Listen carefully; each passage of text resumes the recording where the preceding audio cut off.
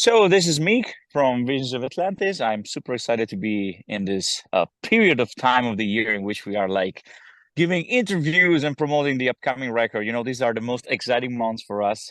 Visions of Atlantis, for those who do not know us, it's a symphonic metal band that was born in Austria, became international now because I'm from Italy, and Clementine, which is the female singer, she's from France. So basically, even if it started as an Austrian project, now we consider ourselves a fully European band. And right now, I would say that we are holding the crown of symphonic, of the old school or the classic symphonic metal, I would say, because with so many other bands drifting away from the jar, it feels like we are getting lonely, which is not the best thing, you know. Like we need more symphonic metal bands around. It feels like the trend has gone away, but we still stick to what we believed in since years and years. So yeah, if you like symphonic metal, we are the band for you. Beautiful. Meek, thanks for joining us today. Sorry, please. Sorry, Thank what? you. Thank you for joining us today. Oh, it's my pleasure, man. Absolutely. You know, like Australia, especially, it's like a part of the world that we never visited, and I'm so much looking forward to come there and tour sometimes. This is one of my, to-do list in life, play in Australia and Oceania in general. It's something that we are really, really, really excited for. So thank you for inviting us, and I hope that this will help in the purpose, in the cause. Visions of Atlantis are set to reinforce your status as one of the premier symphonic metal bands in the world with the release of your new album, Pirates to Armada, on July the 5th. So how are you feeling about it? As I said, I'm super excited. You know, like this is the work of 2 years that is finally coming to life. You know, like in this moment, we are super excited and looking forward to the feedback that we will receive on this record, because we put our hearts and souls, as always, in preparing this new record. And then, this is the hot moments and the hot months before the release, and you don't really know. We write the music, we write what we feel, we write our emotion, we put them down in songs, and you never know what the feedback, what the feedback will be like. So now we are receiving the first one from reviewers, interviewers like you, but at the end of the day, it's the fans are the real judges, and the ones that will tell the verdict about this entire thing. Let's see. As the name would suggest, mate, it's a successor to your previous album, Pirates, which came out in 2022. So how do the two albums connect? So when we started writing Pirates, the first Pirates, I have to say, tell you the truth, actually, we didn't know yet that it would have been like an all-in the pirate universe. Because before that record, yes, Visions of Atlantis was flirting with the pirate theme. Our cover artworks, our songs were all about, ocean exploration. There were songs like The Siren and The Sailor. There were songs like The Silent Mutiny that were absolutely pirate related, but we didn't expose ourselves as we did in Pirates. And then, we were into the songwriting process, into the recording process with our producer, and we just looked at each other and we told each other, hey, why do we just flirt with this? Let's go all in. Let's expose ourselves. And, the thing is that nowadays, I feel like we are big kids still in need of storytelling. Every adult of nowadays needs to get out of reality and listen to a story. All the stories, they have a morality. There is always a meaning behind every story. But when you are a kid and your dad or your mom read a story from a book to you before going to bed, or when you watch, I don't know, a Disney movie, you are completely taken away from reality. You are put in this different universe, and you just live over there, and you understand things better. Something triggers inside of you. Nowadays, we are adults. I'm almost 40. We are 30, 25. We are metalheads, but we still need storytelling to get out of reality. And we chose the pirate world, the pirate universe, first of all, because we love it. We are fascinated by it, but also because pirates are free spirits. Pirates are people who live by their own rules. They don't know what's next, because around you there is only a vast ocean, with no point of reference, and you just decide to go one direction and to follow it, and every day is a discovery, basically. When we decided to go all in with this concept, we told ourselves, man, this works. This is so beautiful. This is so fascinating. It doesn't only work for the people, it works for us too, because we reflect ourselves in what we're doing.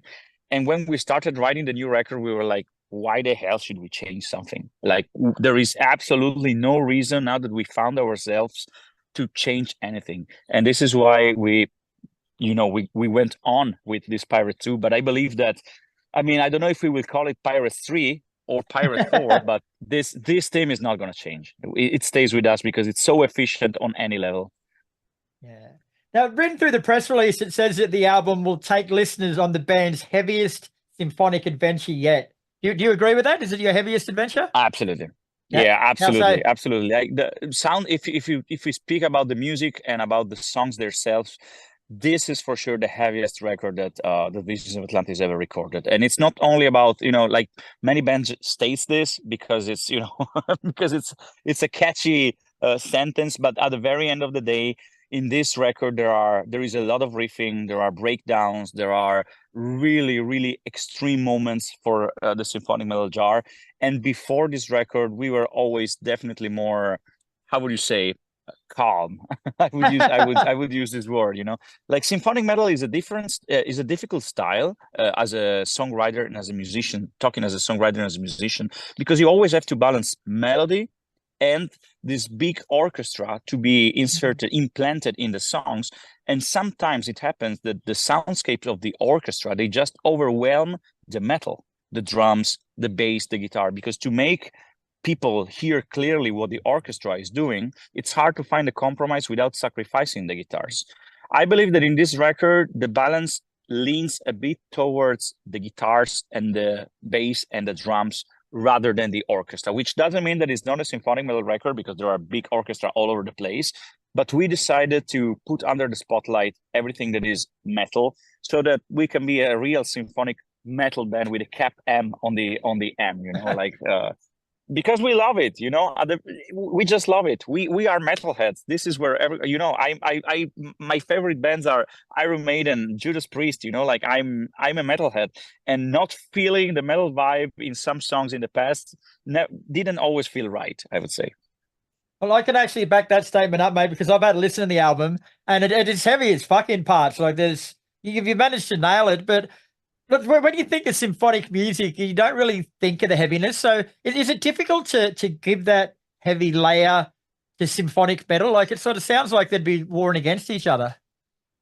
I think that, there are some bands, like I immediately think of Epica. Epica, they managed to do this really well because they have some really sick parts. They have some breakdowns and some riffing that is really extreme. But they also use growls to make it heavier, So, and Visions of Atlantis, we don't have this. We don't have this extreme aspect of the genre. Some other bands, indeed, and Visions of Atlantis before Pirates and Pirates 2, I want to put ourselves in this list. We also sometimes probably went too much in with the orchestra stuff, as you just said, and sometimes you lost a bit the spice of heavy metal, the heaviness, just the heavy riffing and the heavy groove that, in my opinion, is needed.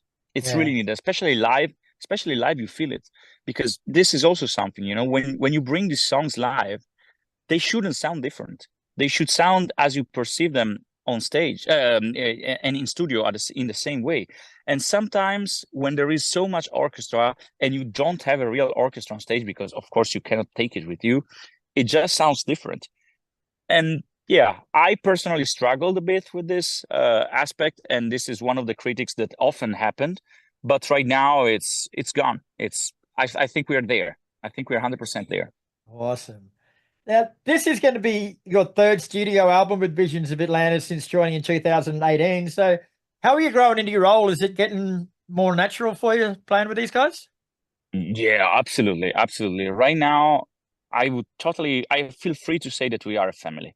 We truly are a family. When I got in the band in 2018, we actually were strangers. We didn't know each other. Like I auditioned as many others before me, and as many others in other bands, and I got into a band made of people from other countries that I had no idea about. Like I didn't know anyone.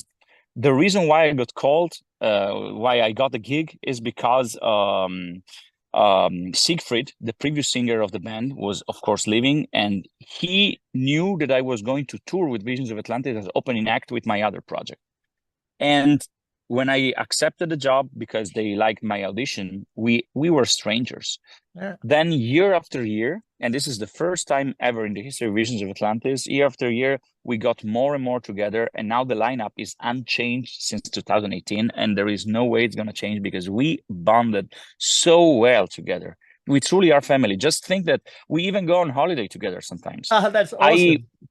I totally feel like we are back to 18 years old, when we were in the same rehearsal room with, of course, with other people, gigging together, playing together, rehearsing together, when you are excited just to get into the rehearsal room to perform with your friends. And this is what's going on now with Visions, and it's just amazing. I hope this stays the same for infinitely. But yeah, I'm on your side, brother. That's great. That's great. It's family. Now, one of the strengths of Visions of Atlantis' music is the dynamics between yourself and Clementine, who provides the female vocals. But how does that process work in the creative stage? Like, do you just write together, or do you run through the vocal parts, or do you write separately and bring them in? This took a while.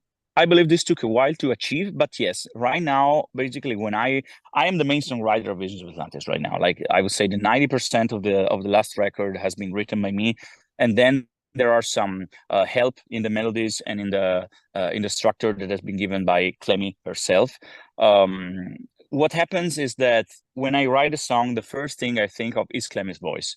The first thing that I try to picture when I write the melodies, when I write the structures of the song, is how this would dress on her voice, because I believe this is the absolute most important thing. Vocals are the connection between the listener and the band itself. So whatever is coming afterwards, it's an arrangement of vocal lines. This is how I personally perceive our way of composing music nowadays. And of course, when Clemmy is the female singer, the main singer, it's important that every note and every melody dress her perfectly. So when I start writing a new melody, the first thing I try to do is to close my eyes and to try to imagine how her voice sounds on the melody that I'm writing, and I try to adapt it so that it works well with her way of providing emotion, her way of approaching the song, her way of expressing herself. Then I adapt my vocal lines to the main melodies that are mostly all the time sang by Clemmy. I feel like I am like a secondary singer when it comes to the choruses, but of course the melodies has to work perfectly when I become the primary singer in my lines, in my verses, because most of 99% of the songs of Visions of Atlantis have this alternation between Clemmy and I in the verses, but then in the choruses, it's always Clemmy's voice who is taking the lead, always, because it just works perfectly. And I think it's fair enough. She's the ambassador. She's the captain of this of this pirate crew. So first of all, there is this interchange, this exchange of emotion, dynamics, and feelings between the two vocals, and then everything else is going to support and serve this. Keeping in mind that big melodies and big themes are also fundamental, because when the voice doesn't sing, it's the horn or the strings or the orchestra that takes the lead and gives us the theme. Every song needs for us to have a chorus line and a theme, just like a movie. Because if you think of it, think of Star Wars, you immediately think of, bam, bam, bam, bam, You're right. the theme, Then you think of Indiana Jones, and you have, the theme of Indiana Jones. Back to the Future, you have the theme of Back to the Future. So themes for cinematic and symphonic bands are fundamental. So this is one element that we need to write. And then there is the song itself, especially with its chorus, because the chorus is what people will sing along. So once these two elements are well defined, the rest becomes easier to put down. But this is where I start from, and I believe that this is our power. This is our superpower. What characterizes Visions of Atlantis is big themes and big sing-along choruses that are meant to be a soundtrack of a pirate adventure.